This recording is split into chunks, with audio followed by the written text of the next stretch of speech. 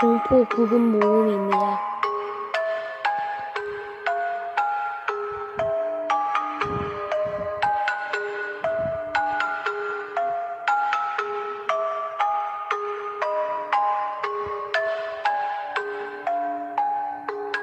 참고로 이건 제가 만든 영상이 아니어서 죄송합니다.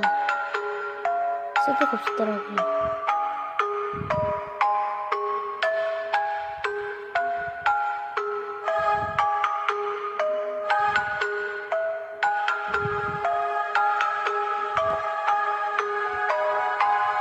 참고로 42분 50초네, 56초네요. 건너뛰기 하겠습니다. 한 32분이면 되겠지?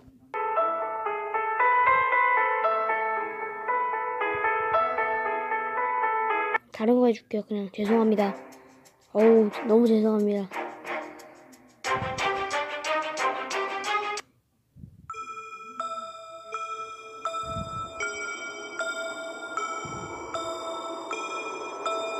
그와 당신의 이야기.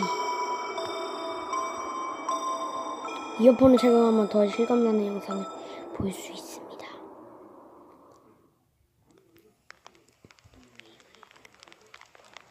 응? 무서운 얘기?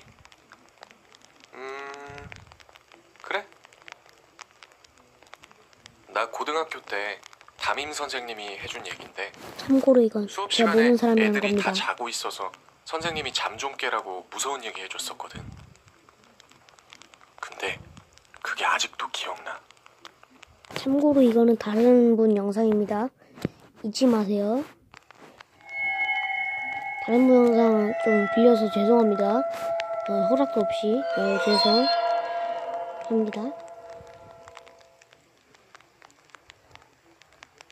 선생님이 교대 다닐 때 교대 남자들은 두 분류로 나뉘었는데, 정말 홀쭉하거나 정말 뚱뚱한 쪽 둘 중 하나였대.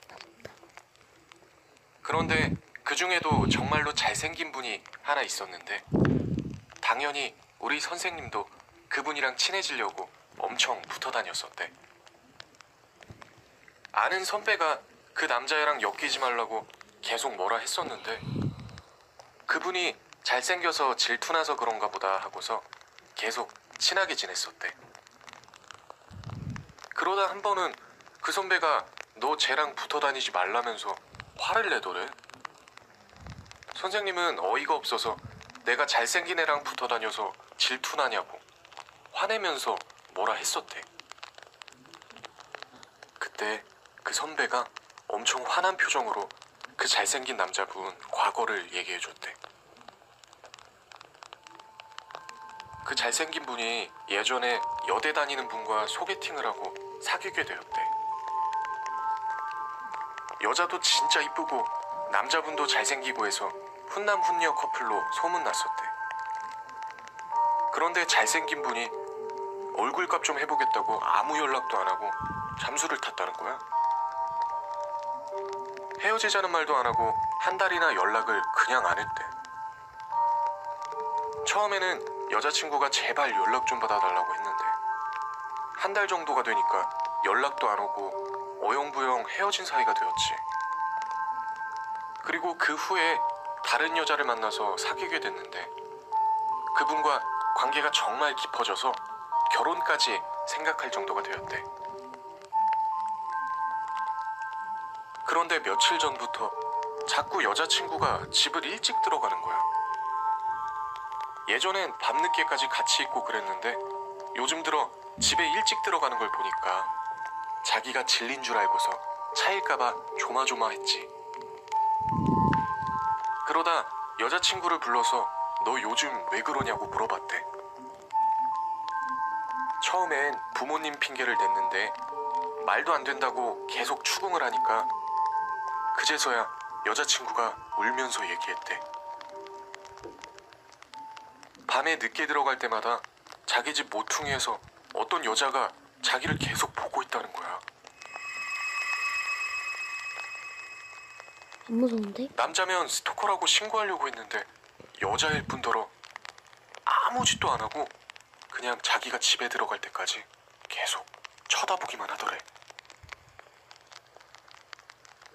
이야기를 들은 남자는 순간 전 여자친구인가 싶어서 한동안 여자친구가 집에 들어갈 때 같이 들어가 줬대. 그런데 남자친구가 여자랑 같이 들어간 후부터는 그 여자는 나타나지 않았대. 처음엔 눈치채서 안 나타나는가 싶었는데 이걸 그냥 넘기자니 뭔가 찝찝한 거야. 전 여자친구랑 헤어진 것도 어영부영 헤어진 거라서 전 여친이 나타나서 자기 여자친구를 다치게 할까봐 겁도 나고. 그래서 남자는 전 여친을 찾아가 보기로 했대. 수소문에서 전화번호를 알아냈는데 연락도 안 받고 전화하면 통화 중이라고 하고. 결국 전 여친 학교를 찾아내서 그분 집 주소를 알아냈대.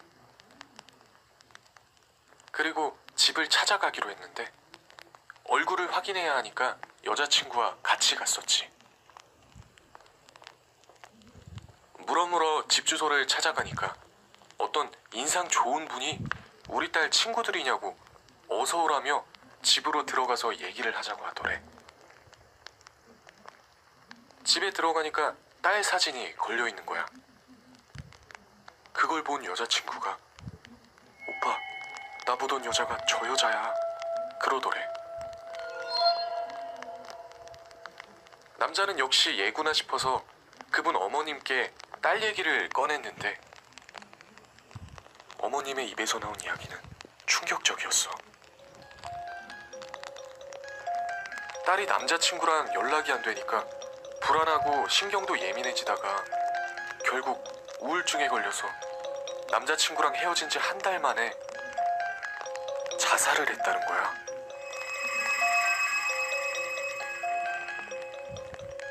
장례는 진작에 치렀고 약간 이상한 점은 여자가 죽기 전에 자기 사진을 절대 버리거나 태우지 말아달라고 유서에 써놔서 딸이 생전 찍은 모든 사진들은 다 그대로 있었고 휴대폰도 정지시키지 않고 명의만 바꿔서 그대로 사용하고 있었대. 그렇게 둘은 아무런 말도 못하고 얘기만 듣다가 집으로 돌아왔대.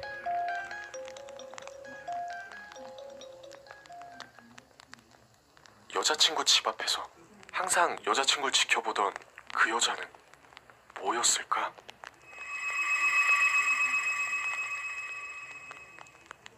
결국 둘은 헤어지고 남자는 몇 년이 지난 지금까지 결혼도 못하고 있대. 여자친구의 영혼이 죽어서까지 남자를 잊지 못하고 주위를 맴돌고 있는 게 아닐까? 글쎄. 내가 보기엔 그 남자 아마 앞으로도 결혼 못할 것 같아. 영원히.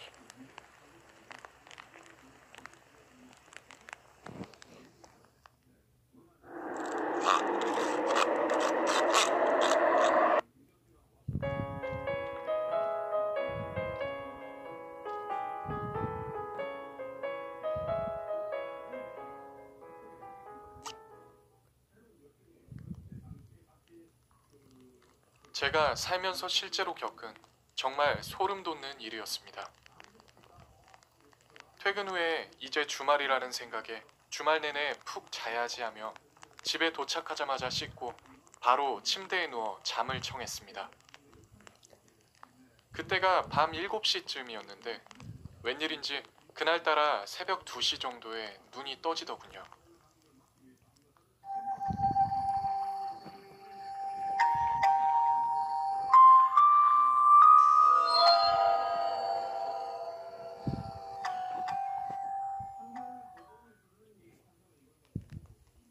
비몽사몽으로 일어나 부엌으로 향해 물 한 잔을 마시고 다시 잠을 청하기 위해 침대에 누웠습니다.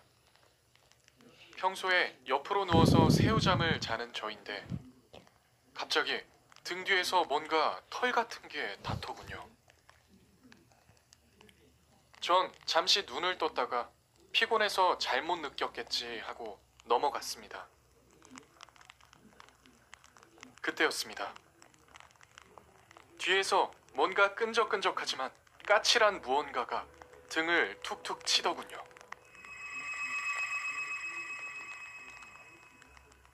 놀란 저는 식은땀을 흘리며 뒤를 돌아봤습니다. 정말 그렇게 생긴 사람은 처음 봤습니다. 머리는 온통 백발에 피부가 다 벗겨진 얼굴. 입과 코가 다 뭉개져 형체도 알아볼 수 없을 정도로 끔찍한 형체의 얼굴이 저를 응시하고 있더군요. 그렇게 비명을 지르며 눈을 떴습니다. 너무 실제 같은 꿈이었던 터라 아직도 떨리는 몸을 간신히 진정시키고 다시 잠을 청하기 위해 침대에 누웠습니다. 근데 뒤에서 감촉이 또 느껴집니다. 방금 상황이 생각나서 겁을 먹은 저는 아무 말도 못하고 눈만 부릅뜨고 있었습니다. 또다시 무언가가 등 뒤에서 저를 툭툭 칩니다. 놀란 저는 또다시 뒤돌아 그 사람의 형체를 확인하고 다시 눈을 떴습니다. 역시 또 꿈이더군요. 그렇게 같은 상황이 2번 정도. 근데 그러잖아. 제가 말할 게 하나 있는데 막 뉴스 같은 거 막 들리고 중국어 막 들리더라도 야 파파봐. 야 전 닉네임이지. 야 헌토야. 뉴스랑 중국어 좀 그만해라 하시는 분도 있는데 제가 하는 것도 아닙니다. 집에 중국어는 누나가 하는 거고 그리고 뉴스는 그냥 TV에서 나오는 거예요. 정말 죄송합니다. 반복되었는데 이번엔 제가 용기를 내어 그 사람에게 말을 걸었습니다. 저한테 왜 그러세요? 그 사람은 대답 대신 저에게 손짓을 합니다. 그 손짓은 따라오라는 제스처였습니다. 따라가면 이제 안 나오실 거예요? 대답 대신 고개만 끄덕입니다. 그렇게 저는 그 사람을 따라갔습니다. 부엌으로 향하더군요. 그 사람은 부엌에 도착한 저에게 냉장고를 가리킵니다. 냉장고를 열고 나니 투명한 유리병을 가리키더군요. 여지껏 말을 하지 않고 있던 그 사람. 목마를 테니 마셔.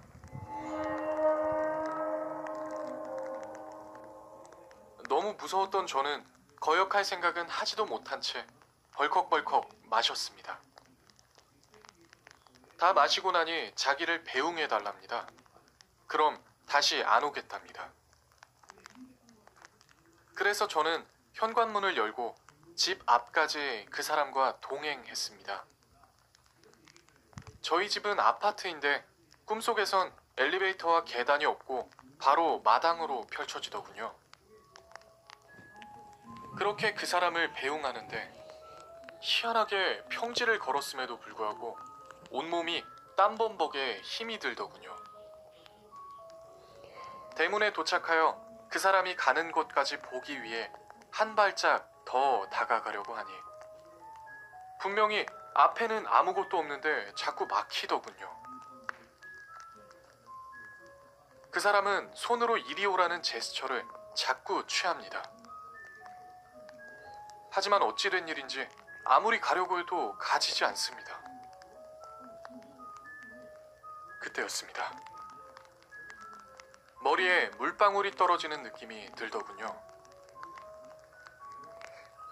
덕분에 이젠 정말 잠에서 깼습니다. 잠에서 깨고 보니 다리가 욱신욱신 하더군요.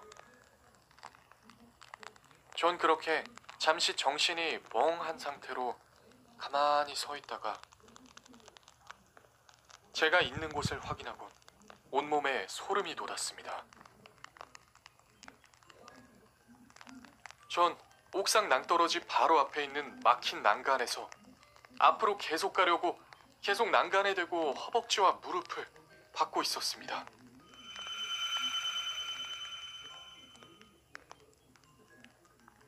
그렇게 난간 바로 앞에서 떨어질 뻔했다가 빗물에 겨우 잠이 깨어 살아난 거죠.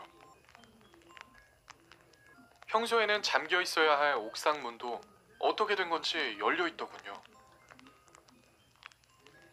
너무 무서웠던 저는 엘리베이터를 이용할 생각도 못하고 집까지 한숨도 안 쉬고 뛰어갔습니다. 집에 도착한 후에 목이 너무 말랐던 저는 냉장고를 열어 물을 벌컥벌컥 마셨습니다. 물을 마시다가 문득 아까 그 사람이 저에게 마시라고 했던 유리병이 생각나더군요.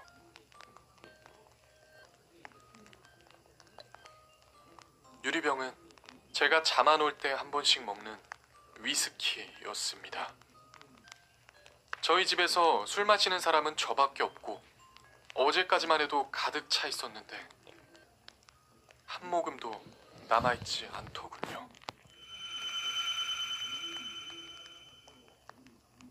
처음부터 정리해드리겠습니다. 그 사람이 마시라고 한 유리병 속 액체는 취하게 하여 잠에서 깨지 않도록 하기 위해 알코올 도수가 높은 위스키를 마시게 했던 것입니다.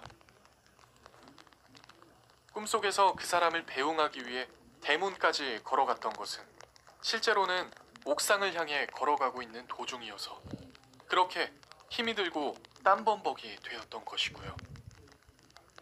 옥상까지 가서 난간에 걸리지 않았더라면 그대로 저 세상으로 갈 뻔했던 거죠. 헐, 대박이다. 이런 운이 이야기 좋았던 거네. 책이나 영화에서 볼 땐 아무렇지도 않았는데 이걸 실제로 겪어보니까 정말 무섭고 소름이 돋네요.